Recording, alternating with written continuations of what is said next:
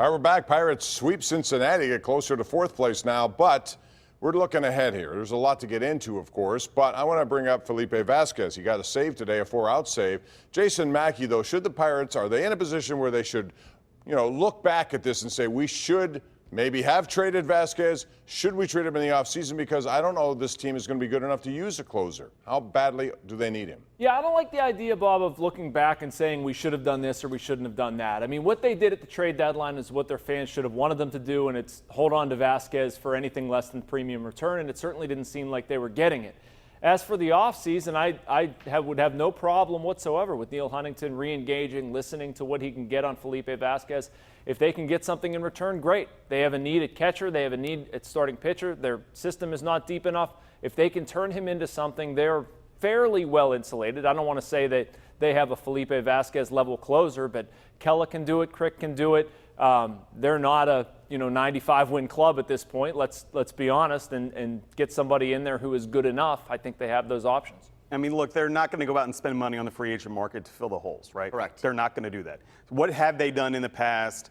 They have made acquisitions. They made offseason trades to try. I mean, they flipped Garrett Cole for 3 major league guys. They flipped, Kutch for 2 major league guys. This is how they're going to have to restock. This is the way they do it. He is their best asset. And if they really are serious about trying not to be a 70-win team next year, they have to find a way to get more major leaguers. That's the best way to do it. Yeah, I agree with that, Will. I think what we can't have here is a classic Neil Huntington closer trade where the idea of flipping Vasquez is to get like another future closer back like he did with Hanrahan and Melanson.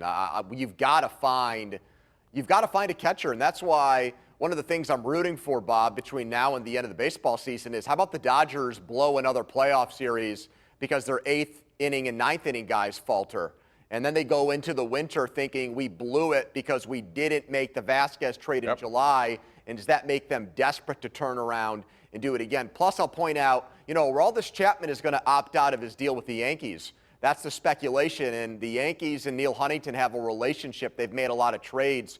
Maybe that's a home for Vasquez as well. All right, another thing we heard today from Neil Huntington was that it looks like they're going to pick up the option on Chris Archer.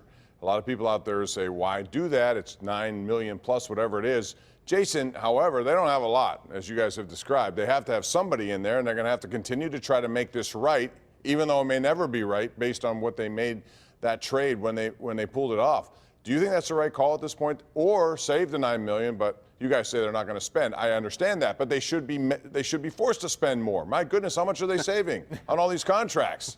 I think it's a smart move. I think it's what they're going to do. I do understand the sentiment that if they don't spend that money on Chris Archer, it's not going to get spent on anybody else. I get it. But, he would make $8.25 next season. And $8.25 for a free agent pitcher, you're not going to be getting a whole heck of a lot.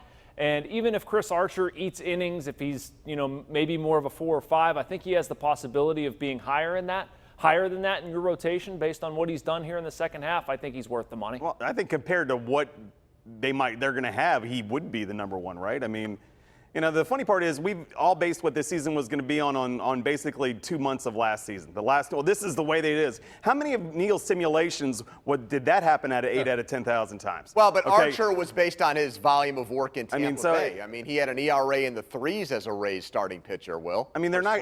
I'm not. No, I thought it was a good move when they tried. I mean, I thought it was a good move. I thought Meadows might have been a little too expensive, but Glasnow, I mean, he wasn't going to get it here. So, I had no problem with them bringing him in. Yeah, it's a terrible trade. I mean, I thought in retrospect, at the time, I was okay with it. That being said, I just think somebody's got to be the number 1. Tyon's out next year. Yeah. You don't know what you're going to get from Trevor Williams. Musgrove looks like he's just going to be a guy who's just kind of like this.